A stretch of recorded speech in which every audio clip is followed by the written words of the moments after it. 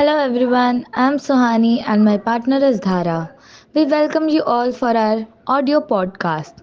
The podcast is about a book which we read recently and we would like to share our experience with you all. When I first heard about this book from you, Sohani, I didn't expect it to be my type. I didn't know Elizabeth Gilbert, but now I have read her famous quote, Eat, Pray, Love. So, reading the book Big Magic was something that I did almost out of boredom. But I was between books and just decided to give it a go. Since then, it's been my favorite. I realized that it is not another book from crazy artist going on about something I can barely understand. It's deep, yet understandable, creative, yet practical, unbelievable, yet obvious. See, I already told you when I gave you the book. The worst thing about your creativity is being afraid to be creative. The fear of reviews, critiques, and hate is what all creatives have. But do you know, Dhara, a huge part of any creative process is knowing when it is finished. That perfectionism is glorified, a very deep fear of being creative and having your own voice. But don't you think that creativeness can be expensive too? I agree with you, Sohani. Creative education is extremely expensive. However, for example, many young photographers spend their savings to attend a photography college, but the creative education is useful if you can comfortably afford. Creative education is a great place to be exposed to the right artistic influences and be posed to focusing on the art, but it's not a license to be successful creative.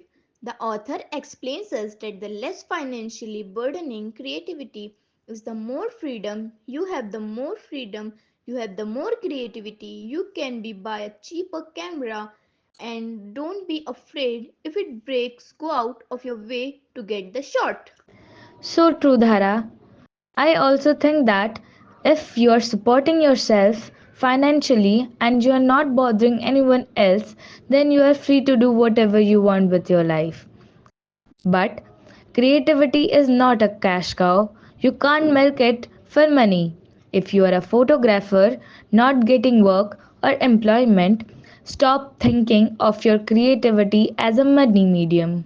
Honestly speaking, this book applies not only to photographers for all levels but to artists in general. The first myth is the idea of creative living is for professionals also. At one point, everyone has thought that they are too old to be creative or they should not be creative if it brings income. But the book Big Magic argues that this is a wild misconception. Anyone can be creative if they choose to be creative. As humans, we either create or destroy. If we create anything, we're already creative. There is a greatest hidden inside everyone. Dhara, we also have relate it in our life. To even call someone a creative person is almost laughably redundant. In the book, it has ideas about how the readers are separate from common peoples. Moreover, the author discussed that no one is a genius. Instead, some people have a genius that comes to them. Creative inspirations is not something you can have, it's something that comes to you. Yes, I suggest you, Sohani, that having fun is key in any creative process by suffer.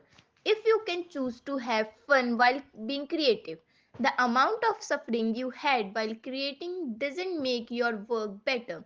If anything, it makes it worse as you don't have fond of memories of the magical creations. Thank you for listening our book review. That's all from us.